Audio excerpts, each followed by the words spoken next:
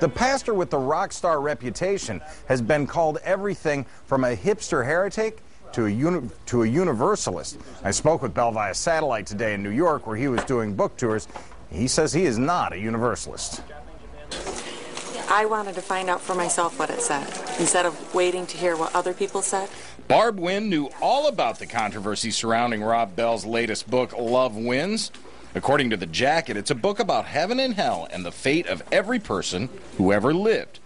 Bell suggests, among other things, that death does not end the opportunity to repent, that salvation can be had by those who never heard the word, and the churches that disagree are, quote, misguided and toxic.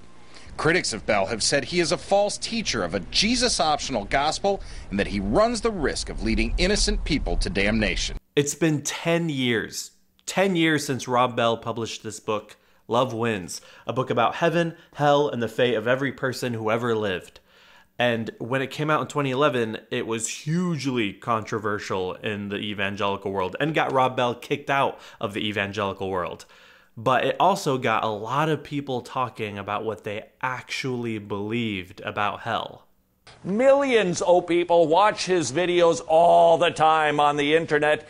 He is exceedingly influential among the kids these days. For years, some of us have been warning, looks like we got ourselves a wolf in with the sheep. Well, now, he's just written a new book, and it appears that Rob Bell is out of the closet. With what specifically? Sure smells like universalism to me. In this video, I want to revisit that era because I think what happened culturally around this book was really fascinating, and it had a huge impact on me as well. Here's my original copy of Love Wins. Also, the Love Wins study companion that I picked up. Also, I had to get Love Wins for Teens back when it came out a couple years later because I had to complete the set, you know? Oh, and I have a tattoo that says Love Wins. Love Wins!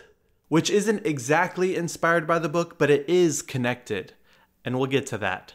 But I found this book when I was 18 in the beginning of 2012 after I had this wild mystical experience that made me question everything I'd ever been taught about Christianity and felt called into ministry, but in a completely different way than I had seen before. So I knew I had to really study this stuff if I were to communicate this stuff. And that meant really searching for wildly different perspectives. And I had remembered that my old youth pastor had said that there was this super controversial and heretical book called Love Wins by this guy named Rob Bell. And so I thought, okay, boom, let's go grab that from the bookstore, since that's super out there, apparently. And also, to be safe, let's also grab Francis Chan's book, Erasing Hell, which was arguing against that book, Love Wins. But this book was controversial from the moment the trailer went online. And that was shortly followed by John Piper, famous evangelical Calvinist pastor, tweeting out, "Farewell, Rob Bell," and then linking to an article condemning the book as heretical universalism, just based on the trailer alone. Let's watch this trailer real quick.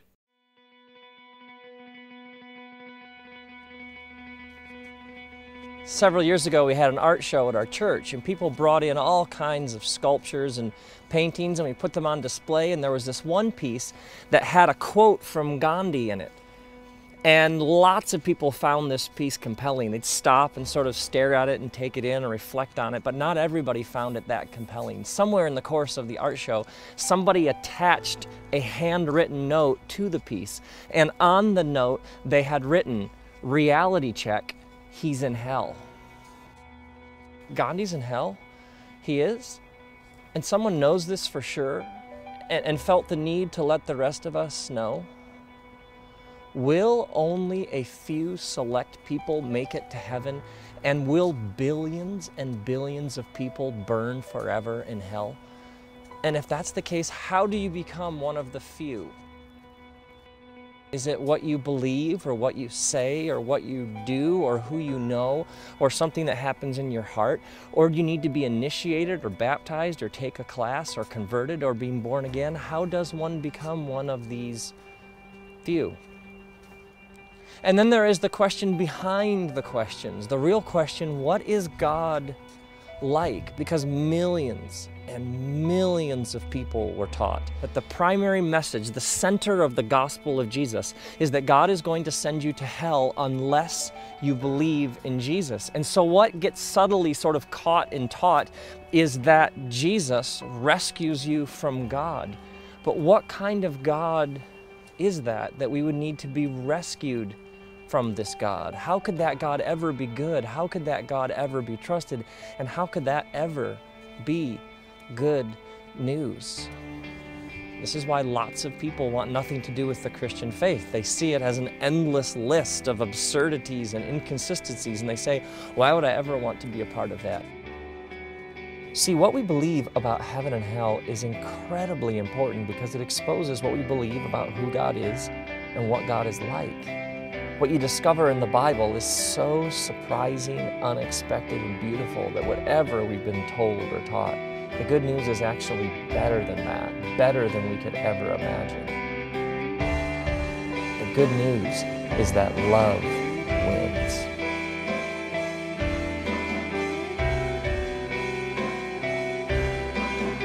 So this trailer went viral and a ton of people attacked Rob Bell in the book just based on the trailer, just like John Piper did. And people even made parody videos of this trailer. After the song, this one girl gets up and she goes up to the singer and says, reality check, John Lennon's in hell. John Lennon's in hell? He is? That said, reality check, Gandhi's in hell. Gandhi's in hell? Really? Does somebody know this for sure? Really, I'd like to know, because I was sort of hoping I could hang out with him in heaven. Someone had attached a handwritten note to the picture saying, reality check, God has forgiven Hitler. Hitler is in heaven. God has forgiven Hitler? He did? And someone knows this for sure? So if you buy my book, I'll show you that deep down, love wins. Hey! There he is! Let's get him! Get out of my way! Stay out of our town, pal! Come back here, Bill! In my evangelical days, I met a lot of people who hated Rob Bell, even though they had never read any of his stuff. I'm so serious when I say hating Rob Bell legitimately became a part of evangelical subculture during this era. There are so many people who didn't know who Rob Bell was, not even what he looked like or exactly what he did. They just knew they had to hate him. And so many people remember that the controversy of this book was what he said about the afterlife. But what really inspired me when I first read this book was what he said about this life and the way he pointed out how Jesus talked about this life right here and right now, and about how Christianity isn't about getting some sort of ticket to go somewhere really nice after we die, but it's about a different kind of life able to be experienced right here and right now. And whatever heaven is and whatever the kingdom of God is, it starts right here and right now. That was a brand new way of seeing things for me, especially as a kid who grew up in church, who thought, just like a lot of other church kids, that Christianity was about getting to heaven. And so the obvious thought process was, let's just live how we want now and not really care about this stuff. And then when we're older, get right with God so that we can make it to heaven. And what's funny about that is that the critics of Love Wins claimed that Love Wins would lead people to that mindset, that what we do with this life doesn't matter because God wins in the end. When in reality, this book saved me from that mindset in a way. Of course, it was also linked to that experience that I had, but this helped me put words to things that I was already starting to discover. But yeah, like here's a video critiquing the book from David Platt, popular evangelical pastor, and he's standing in this park in India, and after saying that most of the people around him will be going to hell, he then says this. 597 million people in northern India, 6,000 plus people groups who have never even heard the gospel. If we believe that they are going to an eternal hell without Christ, then we don't have time to play games with our lives, and we don't have time to play games in the church. We have a mission that demands radical urgency. Here's the deal. Intellectual universalism is dangerous, thinking that in the end everyone is going to be okay. But functional universalism is worse, living like in the end everyone is going to be okay. So let's fight them both. And yet, this idea of a God who loves us all and saves us all and invites us into a different kind of life able to be experienced right here and right now actually inspired me to want to start my own little Bible study small group type of thing where we can talk about the things that I was learning and all these different theological and philosophical perspectives, even beyond Rob Bell at that point. And I did. I started that group. I invited some friends over and said I wanted to start this group where we can talk about the parts of the Bible that they don't usually talk about in church, and also ask questions that we feel unsafe asking in church. And then they invited their friends, and then they invited their friends, and then eventually it grew to like 20-some people who would come to this group and listen to me talk about the things that I was learning, and then we would discuss all kinds of things that we felt like we couldn't discuss anywhere else. And it was all based on this idea that Christianity is about a different life lived here and now. And I first encountered that idea clearly communicated in this book, Love Wins. I later found out that Rob Bell had this old sermon series from way before the book came out, also called Love Wins, and it was about the cross and about how Jesus chose love in the face of all this hate and violence, and in that sense, love wins. And that really inspired me, and really I got to be inspired by this idea of being led by love as I dove further into a different kind of Christianity, and also all these different theological perspectives, and also grew in my teaching and leading abilities. And so I was constantly saying love wins in all kinds of ways. And then I got a tattoo that said love wins. And by the time I got it, all my friends knew me for saying love wins all the time in ways that didn't even have anything to do with the book. And so I continued on this journey until it eventually led me out of evangelicalism, and even led me beyond Rob Bell being that much of an influence on me, especially as I got more into liberation theology and radical politics. But it's fascinating for me to look back at this era because since then, Rob Bell has also left evangelicalism. But when we look back at this era, he went on a press tour to try to convince his fellow evangelicals that he was still an evangelical and that it was honest study of Scripture that led him to write this book. I'm like a lot of people. You study and you grow and you learn and you see things one way and then you begin to see them in a different way. It always came out of, like as a pastor giving sermons, you study the text, you study other texts, you study more texts, you dig around in the Greek, you dig around in the Hebrew, you start realizing, wait, some of these phrases come up again and again and again. What's that about? Where is that? Has anybody else in the tradition picked up on this? What are the implications of this? Paul says this here. Jesus uses this image. Does he use any other image like this? Wait, there's this commentary on this parable. Whoa, I haven't heard that before. I wonder what else is there. So your thinking is definitely obviously developed in those 10 years, just coming to the text again and again. But the critics didn't see it this way. They framed Rob Bell and anyone who liked the book as just compromising with the world and giving into worldly human reason instead of studying Scripture. They couldn't grasp the idea that someone could actually come to the conclusions in this book through the study of Scripture. This is very sad for two reasons. Number one, Rob Bell is clearly in danger. This man, all by himself, is staring at the heresy charge, which would mean he is anathema. He is underneath the Galatians curse, that he is not inside of grace. And he's bringing potentially thousands, if not millions of people with him. And here's what's happening on the internet.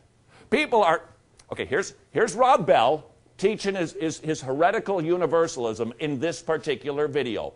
And then over here, okay, look at this. Here's all the big guys, and here's all the vocal people for evangelicalism. For years they've been mum, but now they're speaking out and going, whoa, did you see that video? And now, guess what's happening?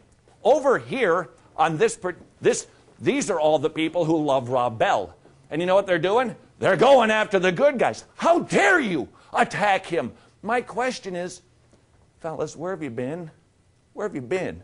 You see, it's 5 years ago, 7 years ago, you would have been dealing with a sapling in Rob Bell. Now, he's literally a mighty oak. And now they're coming out and saying, hey, we got to chop this thing down. This thing is dangerous. Well, have fun with that, because all of these guys are getting really, really torqued at all of these guys. We waited too long. So Rob Bell became the scapegoat for complaints about all popular theology that was more open and compassionate than what the evangelical leaders were teaching at the time. And they viciously attacked him.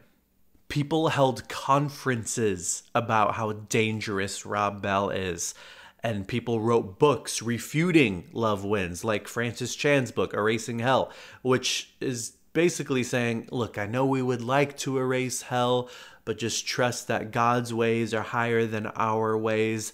And so just trust God's plan to torture people forever and ever. In Isaiah 55, God says, your thoughts are not like my thoughts, and your ways are not as my ways. He goes, as high as the heavens are above the earth, that's how much higher my ways are than your ways. And that's how much higher my thoughts are than your thoughts. So when we begin an argument with, well, I wouldn't believe in a God who would what? Do something that you wouldn't do? Or think in a way that's different from the way you think? Do you ever even consider the possibility that maybe the Creator's sense of justice is actually more developed than yours? And that maybe His love and His mercy are perfect, and that you could be the one that is flawed? And what's wild about Francis Chan's argument is that I so badly want to ask him and people with similar arguments, have you considered that you could be the one that is flawed? And that God's sense of justice is higher than your sense of justice, needing to be punitive? Have you considered how similar the modern evangelical teaching of hell is to our modern justice system that sends people to prison for decades as punishment? Have you considered that God's sense of mercy and justice and love is higher than yours because God is willing to forgive those that you won't? I used to hear evangelicals criticize this book all the time and say that Rob Bell presents a sissy God who is too weak to punish anyone. And I would think, oh, you must not know the tremendous amount of strength it takes to forgive someone who has greatly wronged you. And in fact, the weak option often is giving in to this desire for revenge and punishment.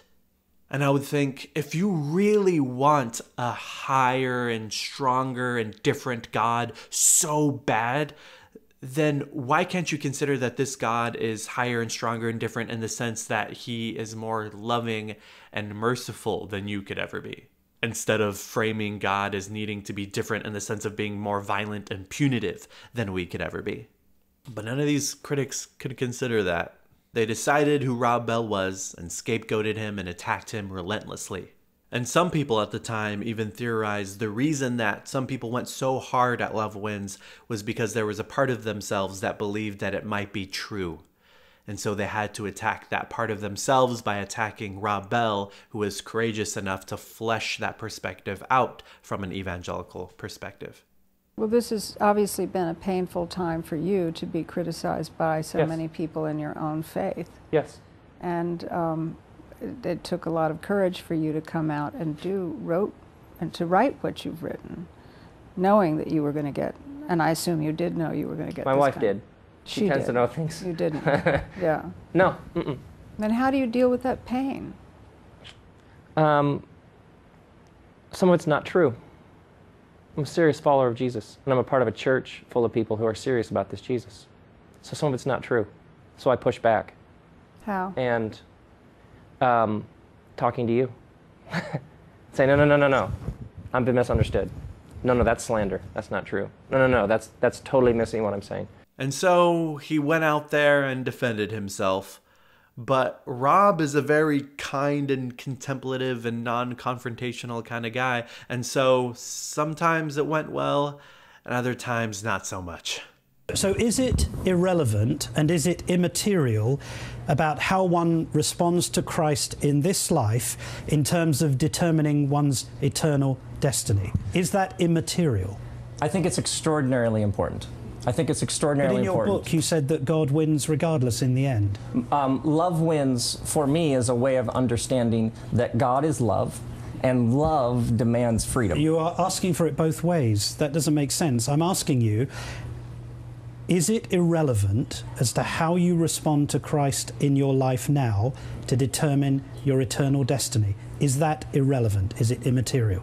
It is terribly relevant and terribly important. Now, how exactly that works out and how exactly it works out in the future, we are now, when you die, firmly in the realm of speculation. And my experience has been that a lot of Christians have built whole dogmas about what happens when you die, and we have to be very careful that we don't build whole doctrines and dogmas on what is speculation. I'm not talking about what happens when you die. I'm asking you how you respond here and now. And the question I'm asking you, and what you seem to be saying in this book, is that God will melt everyone's heart eventually, some even post-mortem in death. So you're the one making the speculation about the afterlife. What I'm asking is it irrelevant and immaterial about how you respond to Christ now to determine your eternal destiny? Is that relevant or irrelevant? Does it have a bearing or does it have no bearing? I think it has tremendous bearing. It also at the same time raises all sorts of questions, and that is why the discussion is so lively and vibrant. Namely, what about people who haven't heard about Jesus? What about the woman I talked to a couple weeks ago who was abused by her pastor? And so for her, Jesus is tied up in all sorts of things, and I assume that God's grace gives people space to work those sort of issues out. One critique of your book says this: there are dozens of problems with Love Wins. The history is inaccurate, the use of scripture indefensible. That's true, isn't it? No, it's not true. But part of these conversations he was having also involved him denying he was a universalist. Usually people would define universalism as the belief that all people are saved and all people get to go to the good place after they die, whatever that looks like. And then Christian universalism would say that that happens through Jesus. They're like, yeah, Jesus died for all of humanity's sins. And we actually mean it. We're not going to later in the conversation say, oh, but you still have to blah, blah, blah, blah, blah. No. And that's been a perspective in the Christian tradition since the beginning. You can find old church fathers talking about all being saved, even if that's through people going through a kind of temporary hell that destroys the sin in people instead of destroying the people themselves. In the 4th century, the church father Basil of Caesarea said that in his time, the majority of Christians, at least the ones that he knew, believed that hell was not everlasting and that all would be saved in the end. So Rob Bell could have easily said, yes, I'm a universalist, and universalism has always existed in the Christian tradition. But he knows that his evangelical audience would reject any idea tied to that word universalism. And so what he does is kind of redefine universalism as God forcing everyone into heaven, whether they want to be there or not. And then he says that love demands freedom of choice. And so we can assume that that freedom of choice goes even into the afterlife. And I don't think he was trying to be deceitful by doing that. I think he was just trying to express the ideas in the book without the burden of the word universalism, with the piles and piles of baggage on it that evangelicals refuse to look beyond. Also, a lot of evangelicals love C.S. Lewis, but don't know that C.S. Lewis believed the exact same thing. In The Great Divorce, he said, hell is locked from the inside. But I imagine Rob Bell saying to himself something like, okay, universalism is just a word, and that word isn't even in the Bible, but there's a ton of scriptures in the Bible about all people being saved, and so let's just talk about those scriptures without using the word universalism. Are you a universalist? No.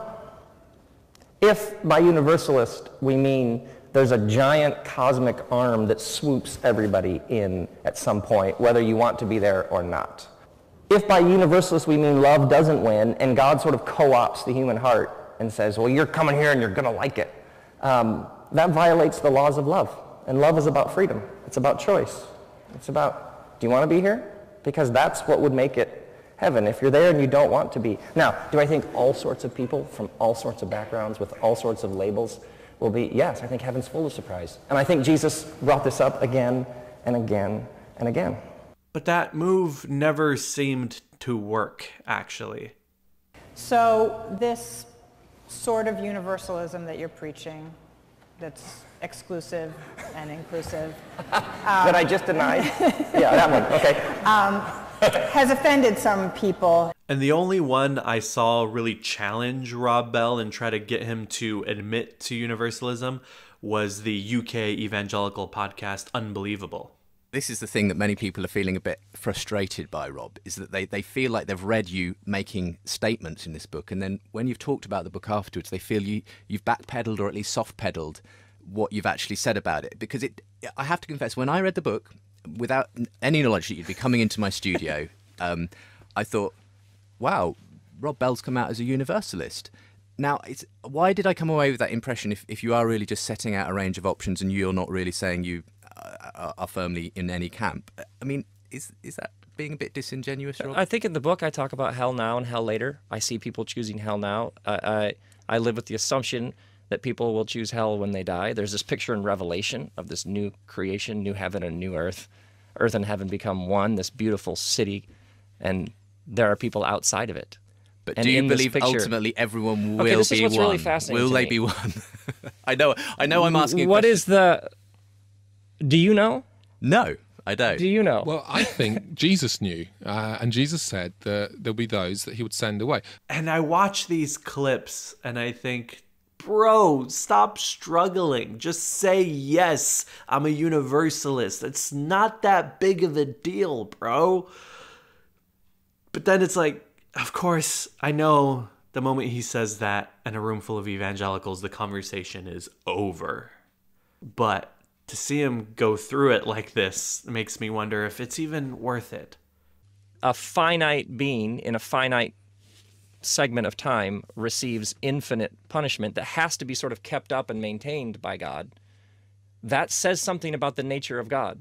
So let's say a 17-year-old rejects Christ, dies, and 17 million years from now, however you want to say that, that's obviously a sort of over-the-top language, God is still punishing that person.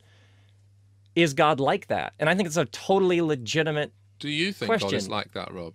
No, I don't think God is like that. Okay, so I'm taking from that answer that you definitely do not believe in eternal conscious torment. I mean, I can't draw any other conclusion that you don't believe in that. And that's fine. That's fine. But there's lots of evangelicals who would agree with you. Is that a possibility? Is that a possibility? Hang on a minute. Is that a possibility? Look, there are plenty of... Is that a possibility? Yes. It's clear that he so badly wants to get over this discussion of labels and categories and heresies and dogmas and just talk about what the Bible does and doesn't say about the afterlife. And so we see in some of these interviews, he does get to the point of trying to talk about these ideas, but the other person always just still tries to stuff him in a category based on certain words that he says instead of actually listening to what he's saying. Would you disregard the first century Jesus usage of the term? Well, no, because we are talking about the age to come. There's an age to come. Yes. And so for a good Jew, that was the next period of time after this one. But you would then add or read into that, he must then be talking about a sort of forever as we think of forever. See, it's interesting what you're doing here, Rob, because you're asking a whole bunch of questions of me, but...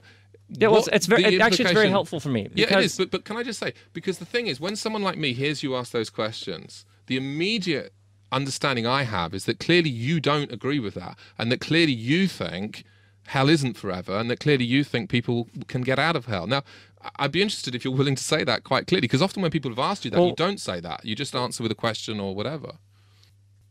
I think a lot of us have been in situations like this, where you want to express a different idea to someone, but they refuse to listen to you because they have decided that what you're saying belongs to a category of ideas that they've already decided they wholeheartedly reject. They're like, don't talk to me about church fathers saying hell is temporary. That's universalism. And universalism means dismissing great evils in the world. Or don't talk to me about healthcare. That's socialism. And socialism means killing 100 gajillion people. Or don't talk to me about defunding the police. That's anarchy. And anarchy means letting murderers murder everybody. And in those situations, you may want to be like, okay, first of all, I'm not any of those things you accuse me of. Okay, I'm not any of those. Now listen to this new idea. And sometimes that works. I'll admit that. But then the other thing that Rob Bell is constantly doing in this press tour is trying to argue that he is still an evangelical. It's like he's saying, I'm one of you guys. We're on the same team, and I got to this idea through our shared tradition. And sometimes that works. And a lot of people were introduced to the ideas in Love Wins that wouldn't have heard it elsewhere, because elsewhere is non-evangelical spaces. And so what's also funny is that you had some people frame Rob Bell as a out-of-bounds, isolated heretic, or even led by Satan himself. But then you had others who were criticizing him, saying, you just sound like a mainline Protestant type of Christian. Like the Episcopalians, Disciples of Christ, United Church of Christ, ELCA Lutherans, a bunch of these mainline Protestants were already saying that God will ultimately save all people in the end, and even proudly embracing the term universalist. And they had been saying this stuff for a very long time. So some of the critics were saying, Rob, just admit that you're a mainline Protestant type of Christian and not an evangelical Christian.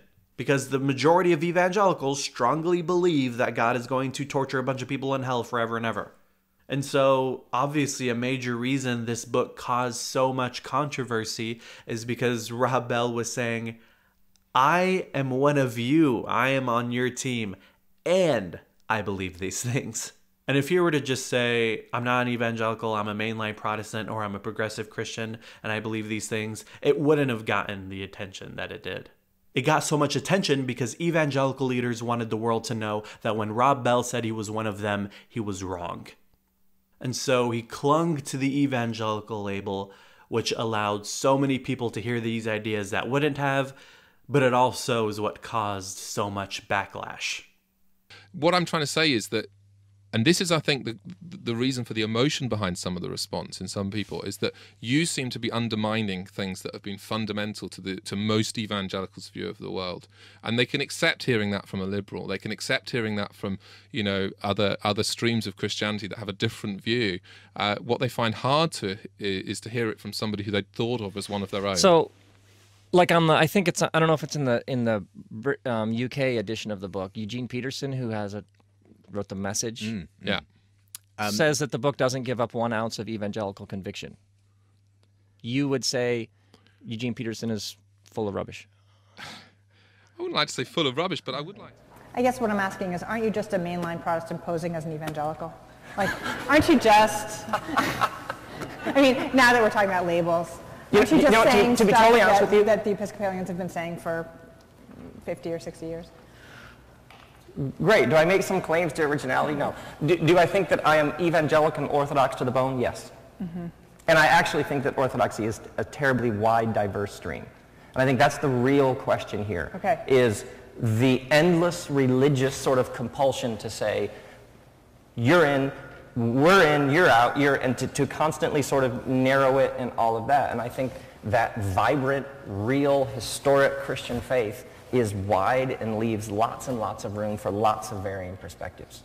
So was Rob Bell right for putting out this book that basically preached a kind of universalism that contradicts modern evangelical theology, and then when asked about it to say that he's not a universalist and is still an evangelical? I guess it depends on what we mean by right. But like I said, he got a lot of people to listen that normally wouldn't. And so whenever we're communicating new ideas to people, we're constantly learning the best strategies and tools to communicate better. And sometimes they work and sometimes they don't. Sometimes they work with certain people and then other people not at all. But the important thing is that you try, and you can learn through trial and error. And then continue to try to develop your communication strategy instead of just assuming that the listeners are the ones who need to just listen better or something like that. Now, I finally want to say I'm still inspired by Rob Bell, but less by his ideas, just because I'm more inspired by other ideas, no big deal. And now I'm just really more inspired by his approach to his craft of creativity and communication. And also, obviously, really inspired by how he was able to work through this Love Wins era with all this criticism. And now he's not in the evangelical world at all. He left the church that he was pastoring shortly after publishing this book, and it was because he felt like he completed what he needed to do at that church, and now it was time for something new. And he continued writing and speaking, but for different audiences outside of the whole church world. And seeing Rob Bell go through that was honestly part of what gave me some courage to leave evangelicalism myself in 2017. And it was really painful to go through and to lose all those relationships and opportunities that I lost. But also seeing Rob Bell and some others go through similar painful journeys and still keep going gave me some courage to keep going myself. And so lastly, I want to show this clip from 2 years after the Love Wins era in 2013, when he was promoting his book, What We Talk About When We Talk About God. And in the first question of the Q&A, someone asks him how he got through all that he went through with the evangelicals and how he stayed hopeful through it. And I want to end this video by showing you his answer. So being hopeful, how do you remain hopeful in growing up and to become a large pastor in the evangelical world, to be kind of ostracized by the people that you were part of? How do you remain hopeful? Because you give hope, because you... Have I used the word evangelical? No, but you came from... Oh, okay, like a kind of a tribe. A tribe. Yeah. Yeah, sorry. So how do you answer that conflict and remain hopeful at the same time? Don't Google your name.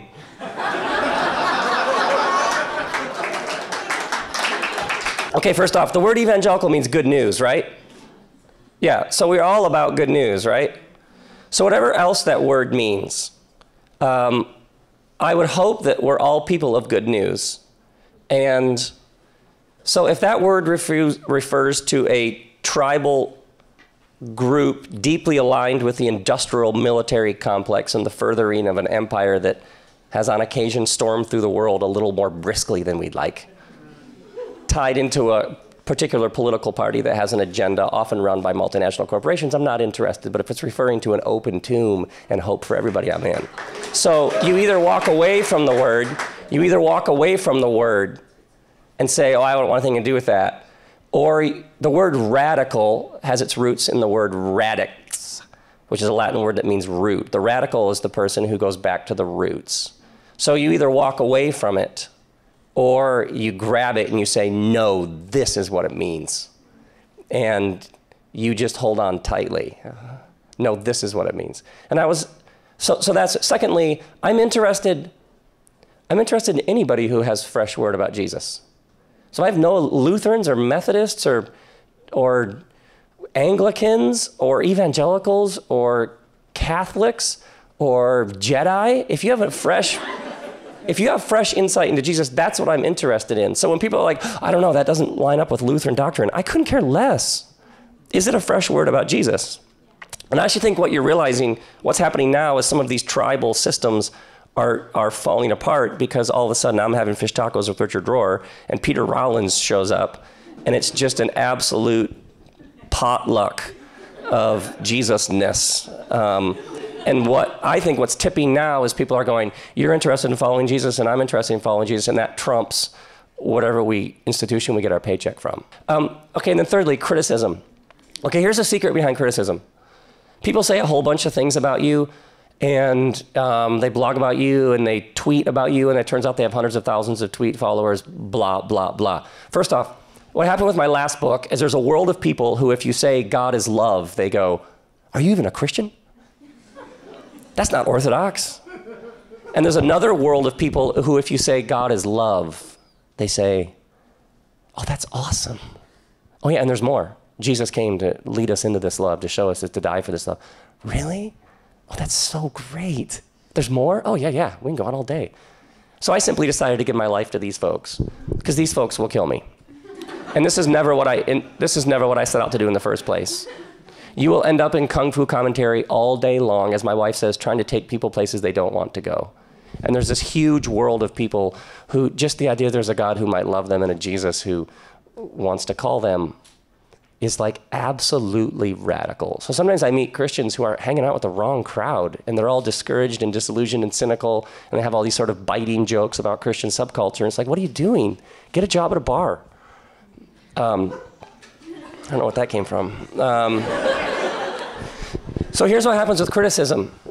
If everything that could be said about you is said, and you keep going and you wake up the next morning and you make the next thing, you type the next paragraph and you meet with the next person who needs some help, and you just keep going, you wake up at some point and you're fine.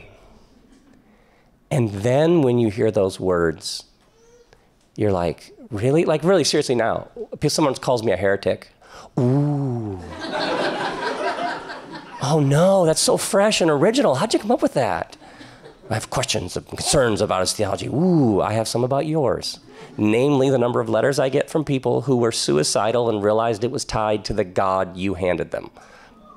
So if anybody has explaining to do, it's probably people who hand people images of a divine being who in 1 second away from letting you burn forever.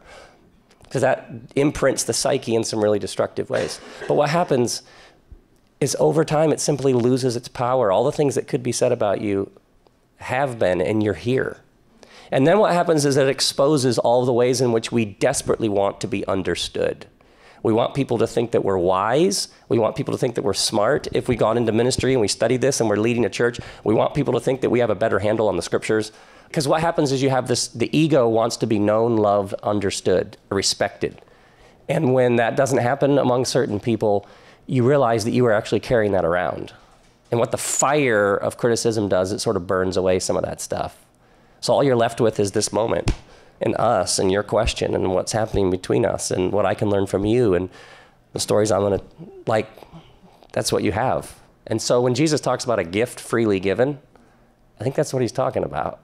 You're here, and you're present, and you're giving people your very best, but you don't need them to like you, respect you, or make your church bigger. You're just giving yourself away with no strings attached. And we know that. I'm just saying this is what I've tasted something that's really, really compelling and awesome. And then it is all about the work you're doing. So you wake up and you do the next right thing. That's how it works. Yeah, it's the secret of criticism. I wasn't trying to reach whoever these people are you speak of in the first place. Obviously, my message wasn't for them. And that's okay. Thank you for watching this video. I appreciate it. Make sure you subscribe for more videos like this. And if you'd like to support me, I'd greatly appreciate it. Patreon.com/Damon Garcia is where you can support me. And shout out all my supporters who are already over there. I really appreciate it. It helps a lot. And I'll see you in the next video. Bye-bye. Oh, and love wins. Love wins!